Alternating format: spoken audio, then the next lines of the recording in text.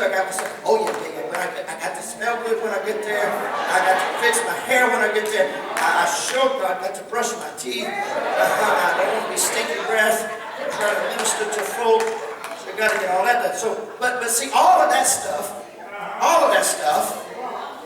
is for where I'm going. That's all for where I'm going. But the problem is I'm not there.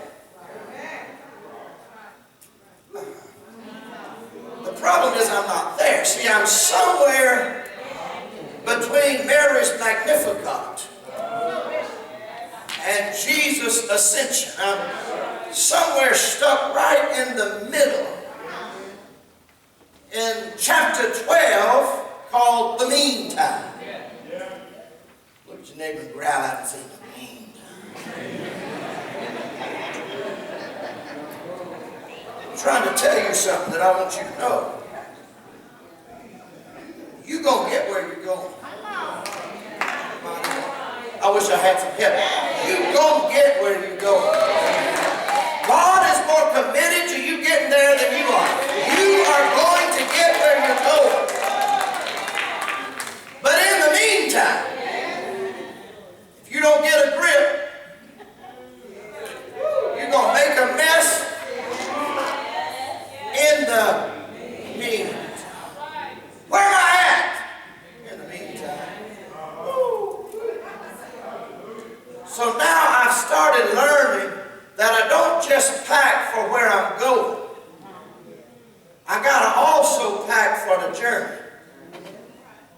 Because y'all don't want to admit this, but there's some stuff along the journey that still make you sick when you think about it. Oh yes, yes, I can't take this because it's more than 3 ounces, so I got to leave that one, but I have to get this other version. I got to get the peel form.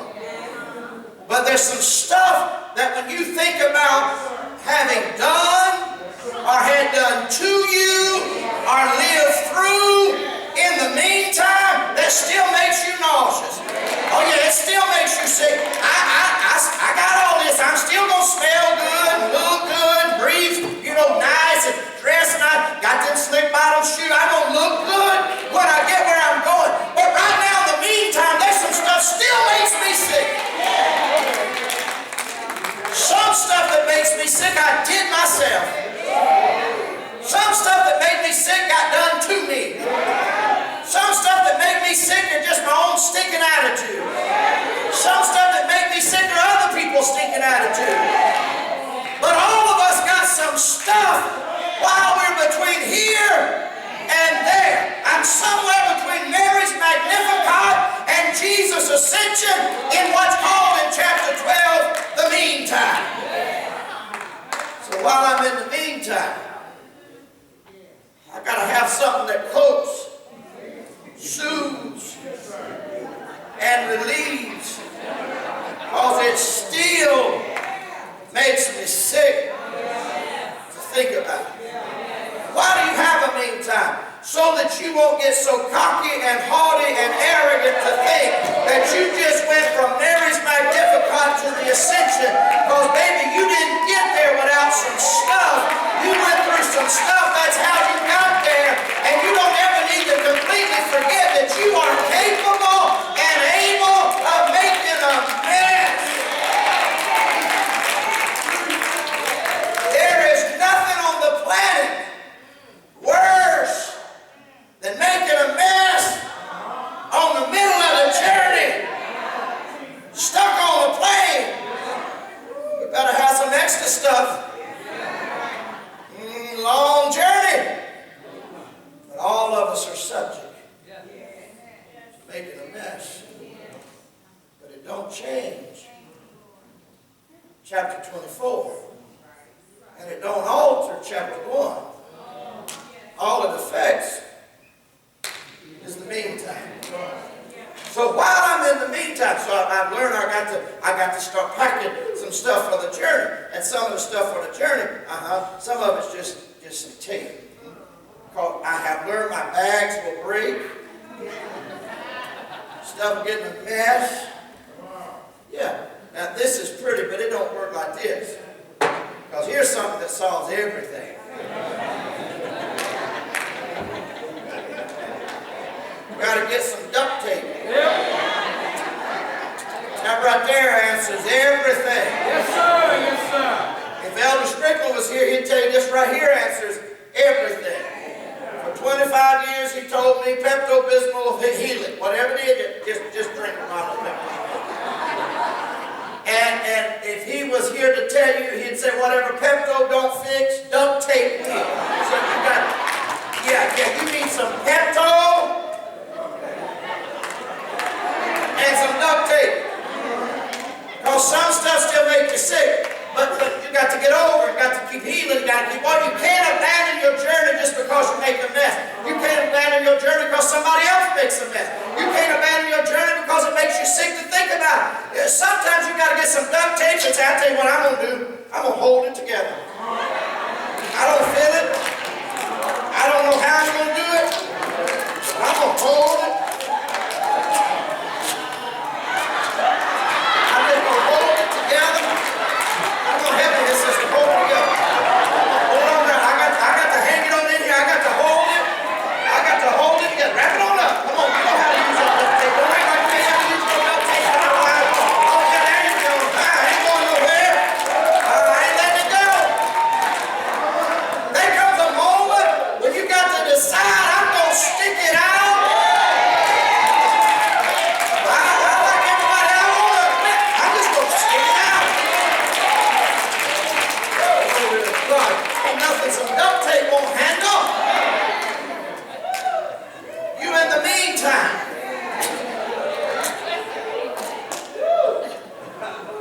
Sometimes when you're in the meantime, you better learn how just to stick it out.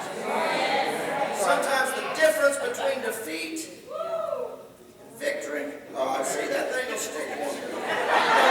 Microphone stop. Now you took my whole microphone with you. That's all right. We'll cut it off later.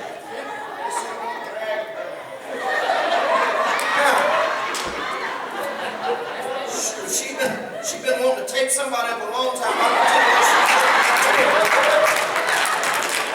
she had some on it. It's supposed to be about sticking together, girl, not suffocating. The message was stickability, not kill your friend.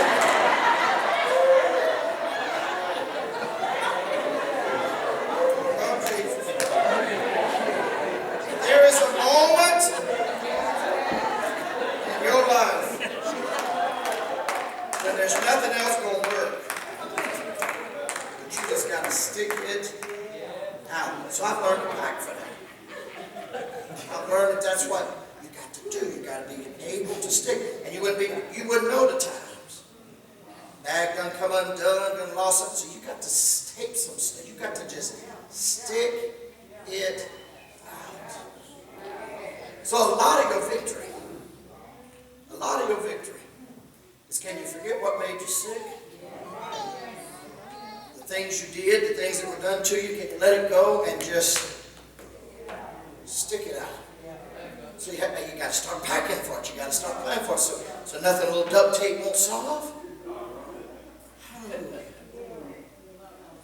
But then if all you do is think on the negative stuff, then you'll forget some other stuff you need to carry with you. You got to remember, it wasn't all defeat. Come on. Woo. That really isn't. Just see that?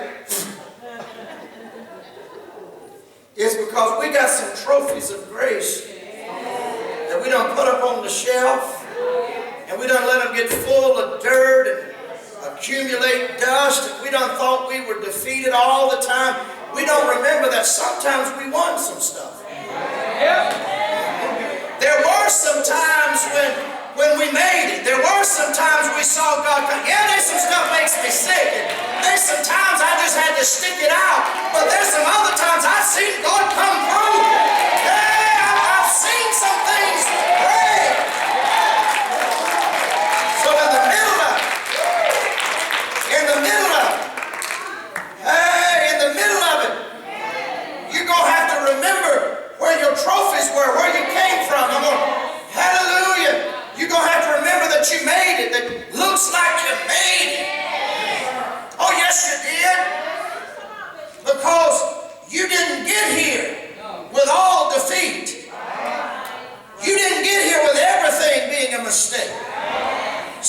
things were right. You made it with some good stuff too. Oh yeah. You did some stuff you shouldn't have done. You made some messes, but you didn't make all messes. Look at somebody and tell them right now, and you know it's true. Say, my neighbors will shout my failures, but they whisper my successes. Oh yes, they will. Folks all up around you, they'll broadcast every mistake you make, but they whisper when you get a breakthrough. But you got to make up your mind, if nobody don't celebrate what the Lord did in my life, it hadn't all been bad. It ain't all been bad.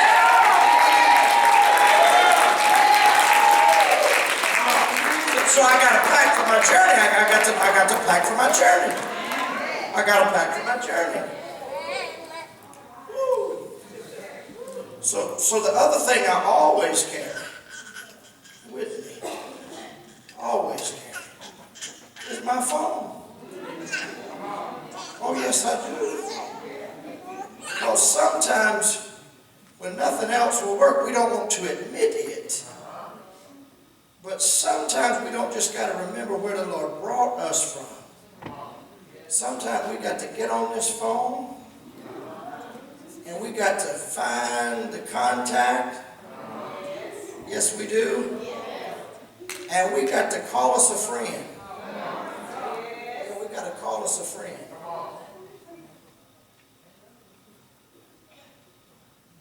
Let me see, it's ringing.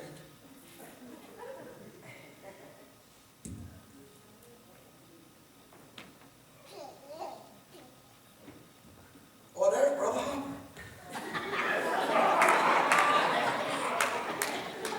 Hey, you there? I was just remembering the other night. You remember that time way back when? Wasn't nobody around but us. We were sitting out there all afternoon on a Sunday. You and Laura were just dating. I was singing to soundtrack. We never dreamed in the world we're going to be sitting up in here. Brother, I have wanted to throw in the towel and quit, but sometimes when I think about what we used to do and thought we was doing something. You remember what I'm talking about? See, sometimes you got to encourage yourself in the Lord in the meantime. And sometimes you got to call a friend and say, I can't do this by myself. I need to be reminded, is there a reason not to quit? Is there a reason to keep on going? Is there a reason to press on? In the meantime, is it worth it just to get on up and try again? I know there's some stuff that still turn my stomach. I know I've had to hold it together sometimes. I know we want a few things, but is it worth going on?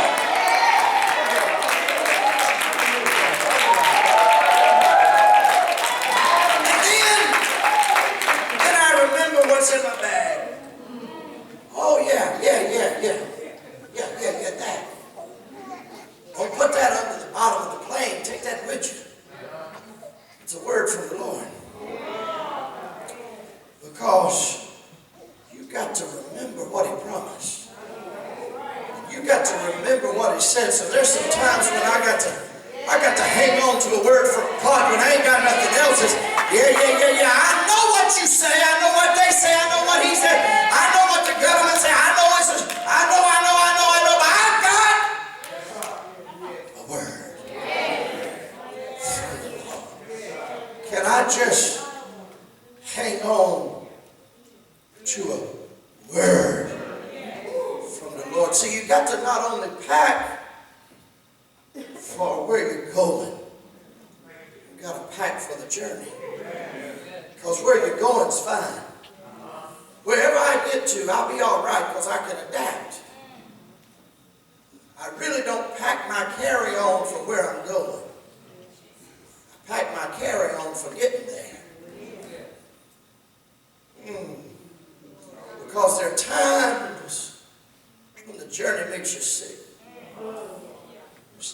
just got to hold it together and stick it out. Then you remember how He brought you over some trophies of grace, and you start talking to some other folks and calling a friend, and next thing you know, I think I can make it. I got a word from the Lord. But what I got to make sure of that I don't ever forget is I got to make sure what time it is. It's the meantime. I got me one of them watches I can see.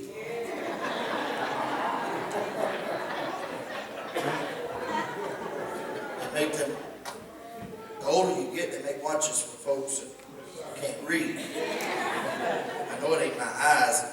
It's something they do in the watches now. Most of them got them, they've written in some foreign something. Because when you look at them, you just go squeaking. So I had to buy me one I could see. Because you got to know what time it is. See, the big thing about the journey is I got to be on the plane 10 minutes before takeoff. And I got to be at the right gate, and I got to be in the right place. So when I've done all I know to do, I got to know what time it is. And I got to tell you that it's your time, even if it's the meantime. So you got to know what time it is. So you got to have a watch. You got to keep up with the time. What season am I in? What am I supposed to be having lunch, or am I supposed to be boarding? Am I supposed to already be boarded? Is it takeoff time? Where do I need to be? When do I need to be there? I got to know what time it is. Because if you don't know what time it is, you're in real trouble. Now, you can't get from here to there without something very important. I have found this out the hard way. You got to pack your passport. You got to have permission to travel. They stamps in here from 46 nations. But that ain't what makes it important. It's right here in this front cover that says valid for travel and entry.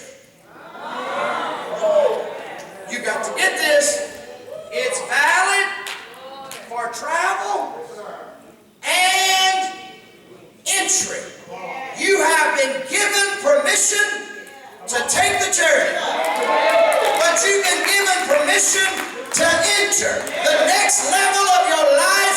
You may be stuck in the meantime right now, but I got good news for you. Even if you have disobeyed me and still not got your passport, you still got a passport in the kingdom.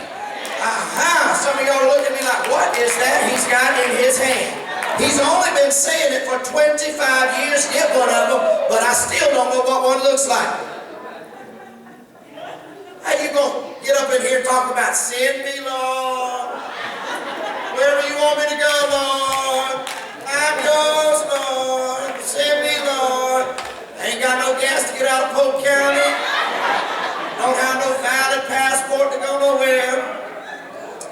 But if you want to send me to Africa, you can send me. How?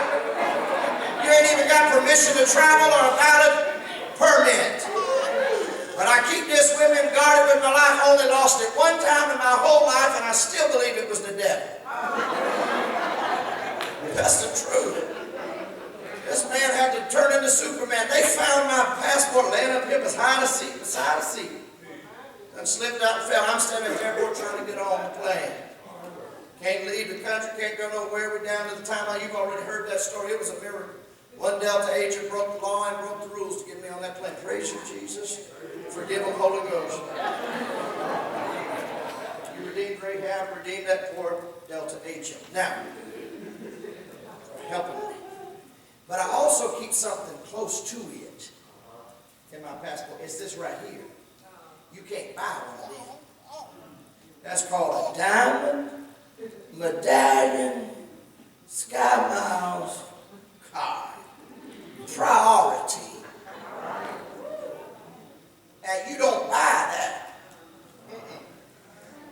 You earn that. By the miles you put on your rickety old self. But what it does is it means when I get up there to that line, I'm I'm going to walk right on past all them people standing there and say, excuse me, I got to go find my seat. And usually it means, Mr. Huskins, you've been moved up to the front. Well, praise the Lord. Thank you. Take a seat. So I'm sitting there. And all them people like some of you that ain't never paid a price for flying, you get on and look at people like, well, I don't know what y'all think y'all so great for sitting up here, because y'all sitting up here in the front class. I never did that. And then you get the nastiest look from people on their way back to the back of the plane.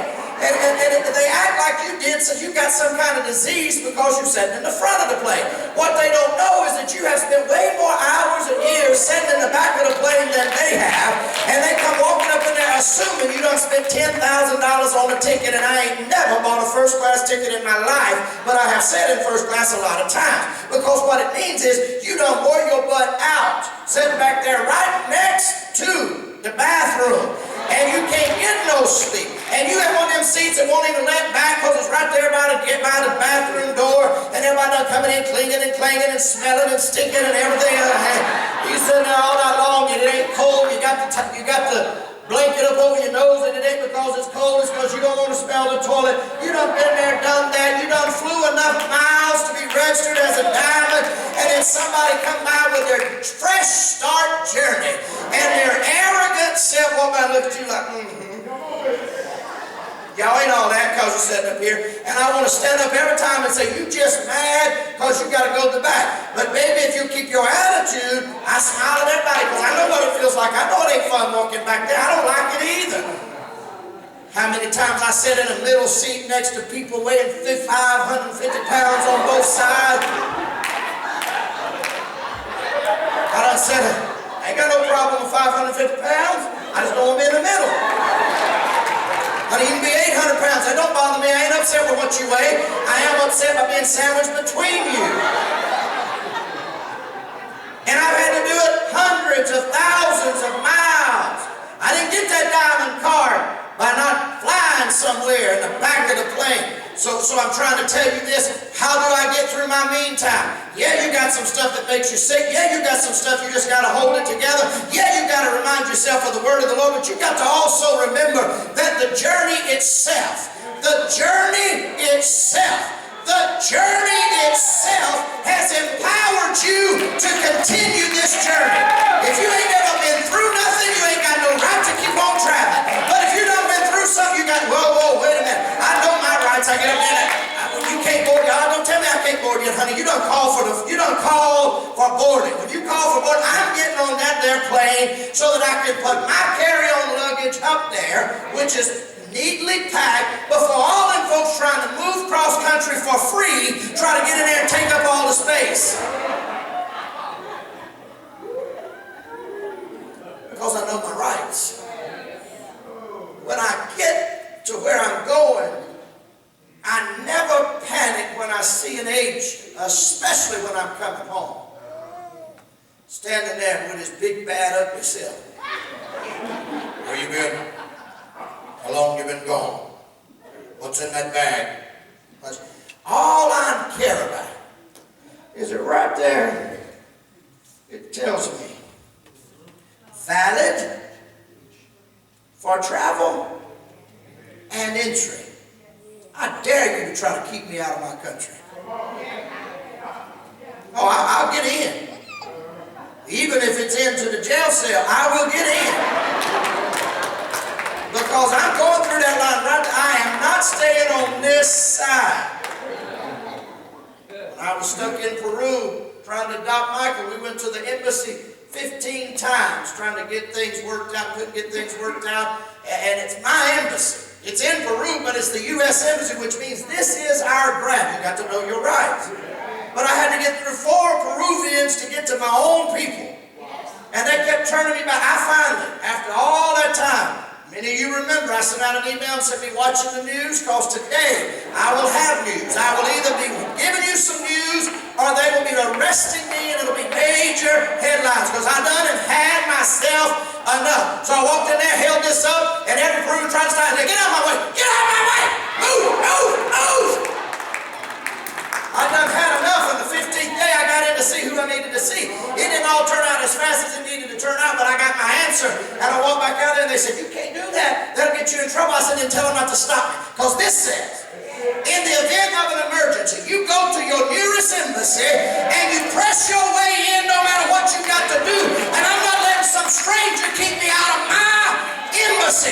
And some of you have not figured out in this journey that you are letting strangers keep you out of your embassy. Oh, glory. What did I throw at you? You threw it. God praise him. This wasn't me.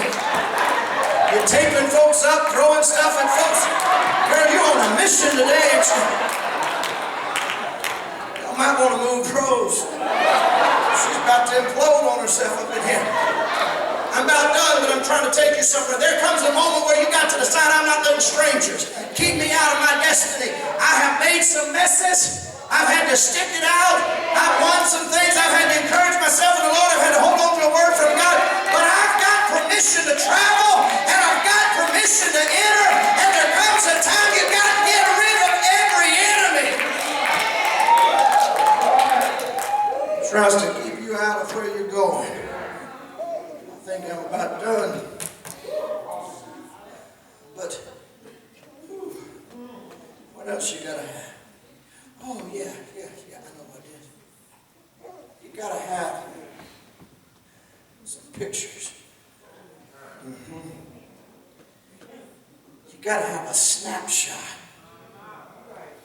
of your future. Yeah, I done preached that, so I ain't gonna come back and re-preach it. Oh yeah, I know where I'm going. So now that I got that snapshot of my future over my heart, I got that picture of where I want to be. When you get that picture of where you want to be, where you're going, you then have to say, nothing is turning me back. Not outside opponents, nor inside giants. I'm going for what I see. I got a vision, a snapshot of my future. And last but not least, well, not completely last, you got to have one of these. Yeah. If you're going to travel, you got to have one of these. See, most of y'all don't know what one of these is, but you better have one. It's called an adapter. It's called an adapter because everything don't plug in the same way everywhere. And everything don't work the way you think it's supposed to all the time. And sometimes you face some stuff that you didn't know you was going to have to face. And so you better learn how to adapt. If you're going to make it, you better learn how to adapt. Talking about, I got to have this and got that. No, you better learn how to adapt. Because if you can't adapt, you won't get where you're going. So be sure that you pack an adapter.